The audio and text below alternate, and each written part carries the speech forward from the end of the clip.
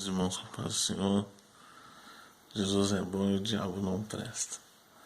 Estamos aqui para falar sobre escola bíblica dominical, falar sobre a lição agora, do segundo trimestre.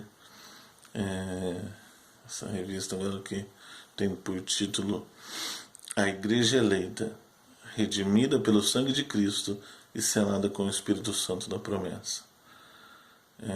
Uma lição baseada na carta aos Efésios, comentada pelo pastor Douglas Batista, e nós possamos aprender bastante, entender seu propósito, seu significado e aplicar na nossa vida. Amém? A primeira lição que nós temos é carta aos Efésios, saudação aos destinatários. É uma lição mais introdutória, é uma lição para a gente entender mais ou menos a situação de como foi escrita a carta. E nesse breve comentário nós vamos então citar algumas coisas que estão escritas na revista que pode nos auxiliar. Amém? Primeiro é a autoria, né? A autoria da carta é de Paulo. Nós entendemos isso e não há muitos questionamentos sobre isso.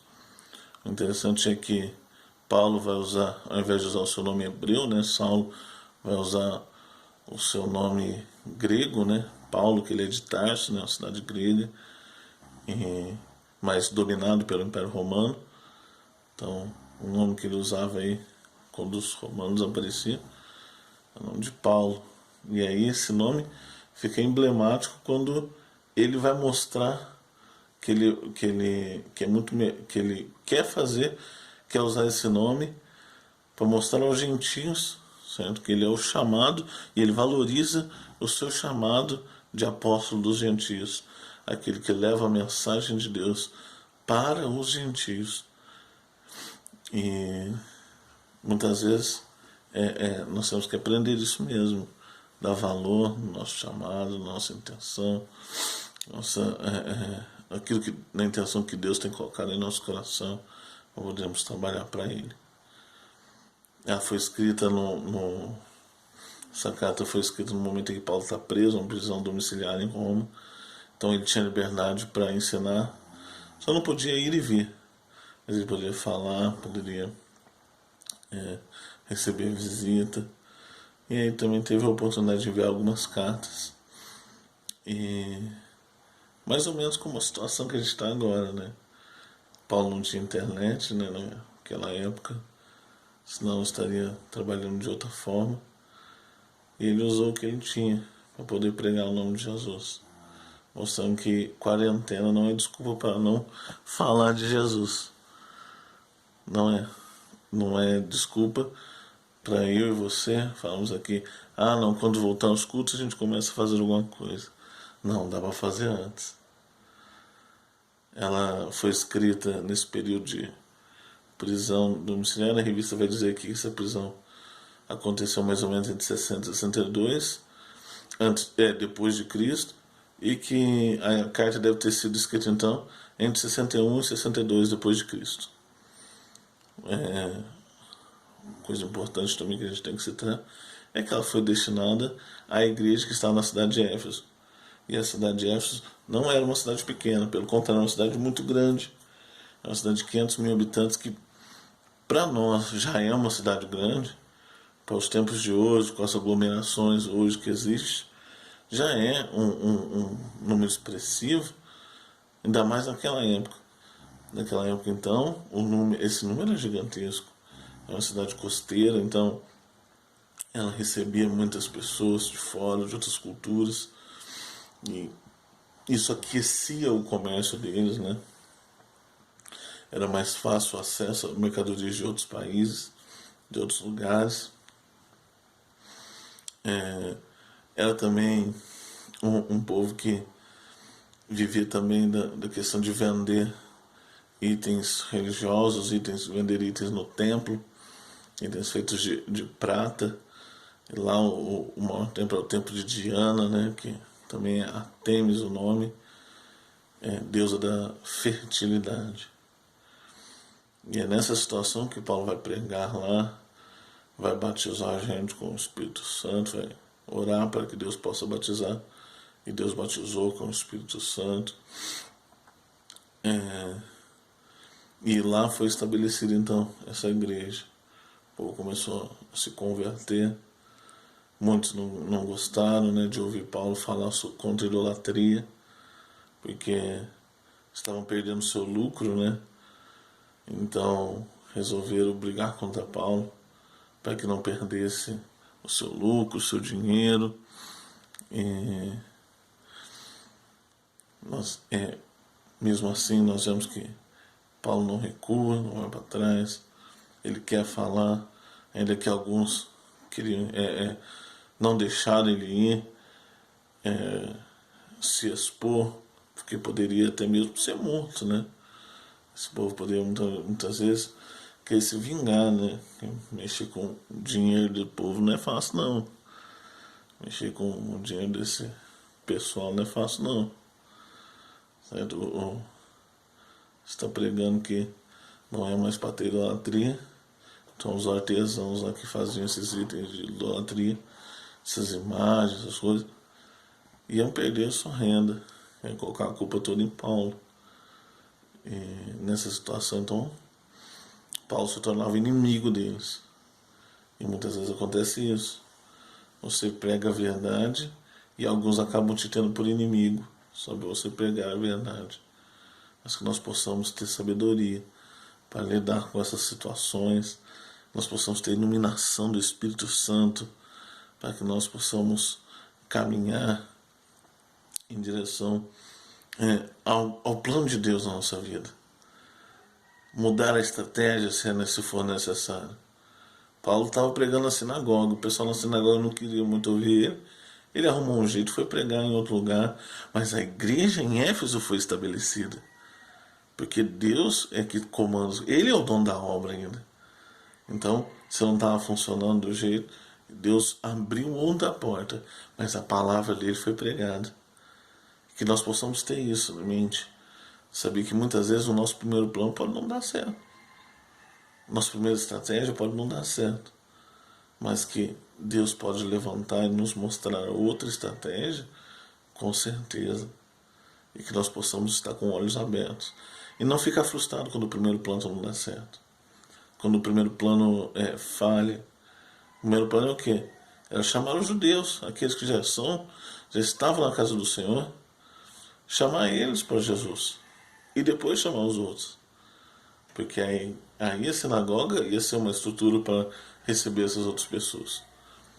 Como os judeus não quiseram, Paulo arrumou outros para fazer, outro lugar para fazer isso, e mesmo assim a obra de Deus não parou. Viu? É interessante quando a obra de Deus não para, mas o importante é que eu e você dê valor na obra do Senhor.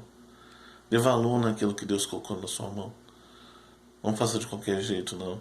Mas faça com amor, com dedicação, sabendo que vai ter recompensa, sabendo que Deus não deixa, não fica devendo nada para ninguém. E com a felicidade de saber que Jesus está usando você para mudar a história de outros, para ser bênção na vida de outros. Amém? Aqui no texto, uma coisa importante que eu gostaria de compartilhar com os irmãos é acerca da mensagem. O povo que está indo para lá, o povo que está se convertendo nessa igreja em Éfeso, é um povo que praticava as imoralidades lá no templo de Diana, praticava idolatria. É um povo que então tem outra cultura. E ao aceitar Jesus, isso não é fácil mudar essa cultura da noite para o dia. É com o tempo.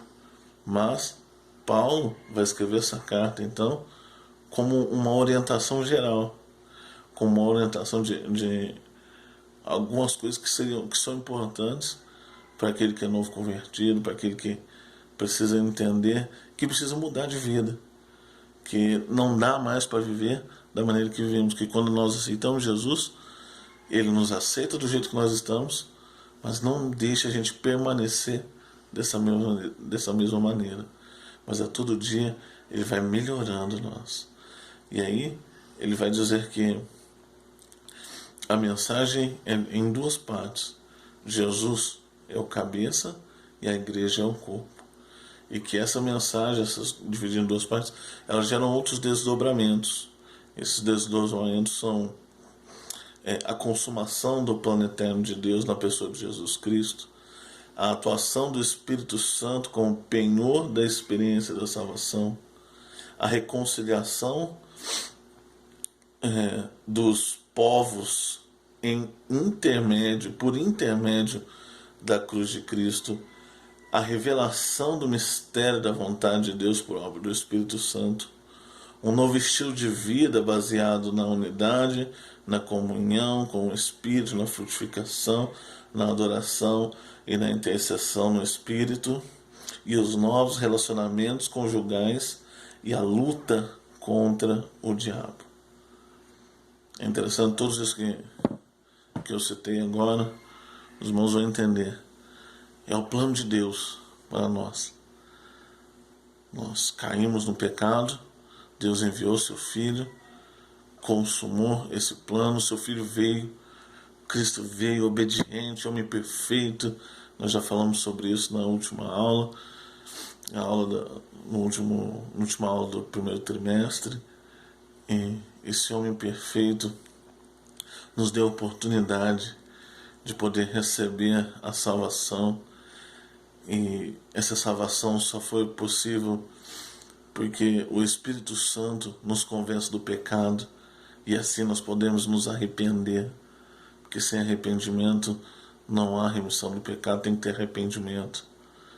E então o Espírito Santo age na nossa vida, faz a gente se arrepender, nós aceitamos Jesus e agora não somos mais inimigos de Deus, agora temos paz com Deus, agora estamos reconciliados mais uma vez com o Senhor, graças à atitude do Filho e do Espírito Santo. Tudo isso, todo esse plano arquitetado pelo Pai. E aí, depois de aceitar, depois de reconciliado com Deus, somos nova criatura, temos que mudar o estilo de vida, mudar a maneira de trabalhar, de pensar, de agir, temos que mudar a maneira de como fazer as coisas, e que eu e você possamos sempre lembrar disso, que Deus nos chamou para fazer algo, Deus nos chamou para ter um propósito, e eu e você temos que valorizar esse propósito, procurar meios de trabalhar para o Senhor. É assim que Paulo fez. Paulo escreveu uma carta na prisão, porque era o meio que ele tinha.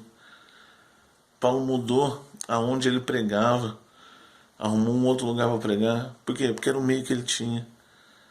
Então, no ministério, quando você tem um ministério, quando Deus te chama, e você sabe que Deus te chamou, você sabe que Deus tem algo na sua vida, não adianta desculpa.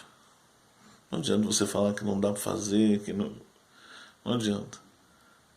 O que nós precisamos fazer mesmo é procurar outros meios quando o primeiro não dá certo. O que normalmente as pessoas fazem, o primeiro não deu certo, então vou desistir porque isso não é para mim. Não desista. Como o hino mesmo fala, não largue a rede. Deus não te chamou para largar a rede. Deus te chamou para ser pescador de homens. Deus te chamou para ser usado. Não para ser um qualquer, mas para fazer diferença na vida de uma pessoa, de 10 pessoas, de 100 pessoas, de 1 milhão de pessoas. Não importa. Mas Deus te chamou para fazer a diferença. Faça a diferença como Paulo fez.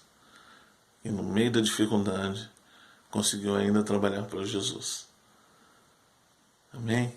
Que Deus possa abençoar, Deus possa falar mais nos corações. E saiba sempre que o Senhor está sempre querendo ouvir a sua voz. Busca Ele, olha a Ele, porque Ele quer conversar contigo. Ele quer ter relacionamento contigo.